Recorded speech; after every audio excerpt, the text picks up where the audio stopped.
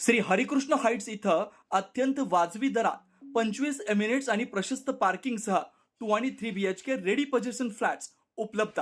बुकिंगसाठी संपर्क पार्श्वनाथ प्रोजेक्ट 9090 78 78 33.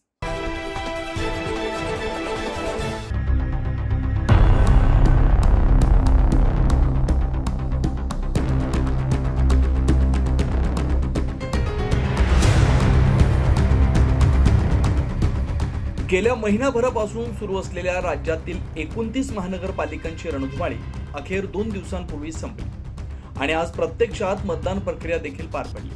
मात्र आज दिवसभर मुंबई, पुणे, नाशिक, छत्रपती संभाजीनगर या ठिकाणी राजकीय पक्षांमध्ये मोठ्या नाट्यमय घडामोडी पाहायला मिळाल्या. काही ठिकाणी तर बोगस मतदार देखील सापडल्याचं समोर आलं. नाशिक महानगरपालिकेच्या प्रभाग क्रमांक 14 मध्ये पोलीस प्रशासनाच्या ढिसाळ कारभाराचं ज्वलंत उदाहरण पाहायला मिळालं. या ठिकाणी चक्क मतदारांमध्ये रांगांवरून वाद झाल्याचं समोर आलं. मात्र या वादावेळी पोलीस प्रशासनाचा एकही कर्मचारी या ठिकाणी उपस्थित नसल्यानं हा वाद झाला असल्याचं बोललं जात आहे. व्यवस्था एक ही आदमी बैठेला है, दूसरा आदमी बिठाएंगे तो झटपट काम होगा ना. एक आदमी कब तक ये करके बैठेगा. नाम ढूंढने में उनको क्या करना होगा. ये लाइन कब आएगी. एक के जगह दूसरा आदमी लगाओ. कुछ पेशेंट है, कुछ अच्छे है.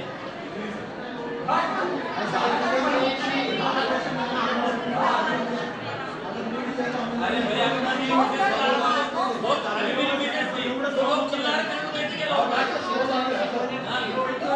हा सर्व प्रकार 9 न्यूज महाराष्ट्र वृत्तवाहिनीच्या कॅमेऱ्यामध्ये कैद झाल्यानंतर पोलीस प्रशासनाला जाग आली आणि या ठिकाणी काही पोलीस कर्मचारी तैनात करण्यात आले.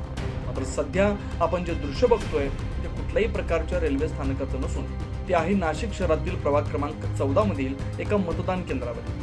विशेष म्हणजे निवडणूक म्हटलं की त्यावरती करोडो रुपयांचा खर्च होत असतो आणि करोडो रुपयांचा खर्च करून देखील या ठिकाणी मतदारांसाठी पिण्यासाठी पाण्याची व्यवस्था नाही. याशिवाय मतदारांना कुठल्याही प्रकारच्या अत्यावश्यक सोयी सुविधा देखील पुरवल्या गेल्या नाही. त्यामुळे निवडणुकीवर होणारा करोडो रुपयांचा खर्च कशा पद्धतीने केला जातो हाच प्रश्न सर्वसामान्य मतदारांना पडलेला आहे.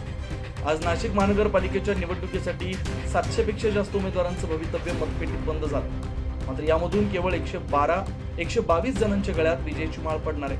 त्यामुळे आता यामधून मतदारांचा कौल नेमका कोणाच्या बाजूने असणार याचं चित्र दुपारपर्यंत स्पष्ट होईल. एकूणच या निकालाकडे संपूर्ण नाशिक शहरासह उत्तर महाराष्ट्राचं लक्ष लागलं आहे. 9 न्यूज महाराष्ट्रासाठी प्रतिनिधी अमोल वाघमोडेसह अनिल केदारे, नाशिक.